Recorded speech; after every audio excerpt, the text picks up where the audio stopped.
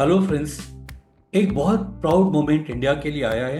एक बड़ा न्यूज़ है और न्यूज़ ये है, यहाँ देखिए इकोनॉमिक टाइम्स क्या कह रहा है। India has become the fourth largest economy ahead of Japan as per NITI Aayog chief executive officer. और इनफैक्ट इन्होंने भी कोट किया है आईएमएफ के डाटा से कि अब इंडिया से ऊपर सिर्फ यूएसए, चाइना एंड जर्मनी रह गए हैं और जापान पीछे छूट गया है और इंडिया पहुंच गया नंबर 4 पे।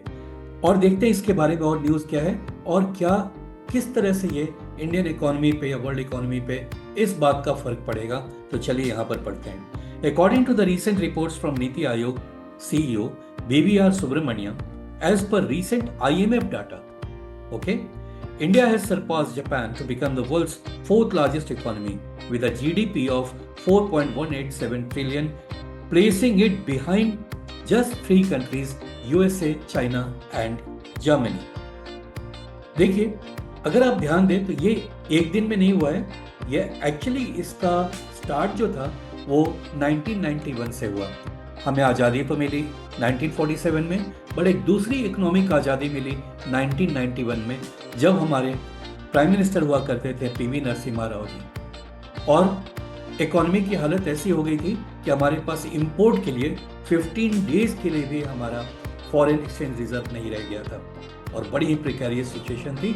ऐसे में इन्होंने बुलाया डॉक्टर मनमोहन सिंह को, ग्रेट इकोनॉमिस्ट, और इनको बोला कि आप फ्री हैंड काम कीजिए और इस सिचुएशन से इंडिया को बाहर लाइए। और एक और इंसान का नाम यहाँ लेना नहीं बोलूँगा मैं, क्योंकि वो बहुत ही इंपॉर्टेंट रोल उनका भी था। वो थे मोंटेक सिंह अहलूवालिया। तो डॉक्टर मनमोहन सिंह और मोंटेक सिंह अहलूवालिया जो इनके डेप्यूटी थे, ये दोनों ने मिलकर इंडियन इकोनॉमी में ज़बरदस्त चेंज कर दिया। और बहुत सारे जो गवर्नमेंट से ऑर्डर्स लेने पड़ते थे, कोई भी फॉरेन कंपनी इंडिया में अगर अपना बिजनेस स्टार्ट करना था, तो ये सब चेंज किया गया। ये ग्लोबलाइजेशन शुरू किए, लिबरलाइजेशन शुरू किए और जाकर के इंडियन इकोनॉमी काफ़ी तेज़ी से आगे बढ़ा और उस सिचुएशन से हम आज़ाद हुए 1991 में। That was a great change in Indian economy. ये डेट, ये ईयर बहुत इंपॉर्टेंट है और अब जाकर ये चीज़ें आगे के गवर्नमेंट ने भी काम करते किया इस पर, और अब हम वर्ल्ड के फोर्थ लार्जेस्ट इकोनॉमी हो गए हैं। बहुत बड़ा मूवमेंट है और अभी हम लोग कोट करेंगे, देखेंगे आनंद महिंद्रा भी इसके बारे में क्या कहते हैं। तो देखिए, नीति आयोग यही नहीं कह रहा है, वो काफी पॉजिटिव है आगे। और उनका कहना है, ये जो मिस्टर सुब्रमण्यम है जो कि सीईओ ऑफ नीति आयोग है, इनका कहना है कि महज 2.5 से 3 साल में बहुत आश्चर्य नहीं होना चाहिए अगर हम वर्ल्ड के थर्ड लार्जेस्ट इकोनॉमी बन जाए, if India sticks to its plans. So the third largest economy in 2.5 to 3 years. बहुत बड़ा प्रोजेक्शन है ये, और अगर ऐसा होता है तो इंडियन इकोनॉमी तो बहुत ऊंची जगह पर आ जाएगी। चलिए आगे और देखते हैं क्या रहे। Business tycoon Anand Mahindra, the feat no longer theoretical, surely a no small achievement. एक बहुत बड़ा अचीवमेंट है इंडिया के बड़े बिजनेस टाइकून का, ये कहना है, राइट। आगे देखते क्या रहा है। The United States still leads with over 30 trillion. India का 4.5 है और ये 30 ट्रिलियन 7-8 टाइम्स ज़्यादा है in GDP, followed by China and Germany. ये देखिए, अगर आप 19 इंडिया का 4.3 ट्रिलियन है, राइट, और जर्मनी का 4.9 ट्रिलियन, ज़्यादा दूर नहीं है। अगला पॉइंट देखते हैं यहाँ पर, it isn't just economic data. देखिए यहाँ ध्यान दें क्या फर्क पड़ेगा। It's a wake up call for entrepreneurs.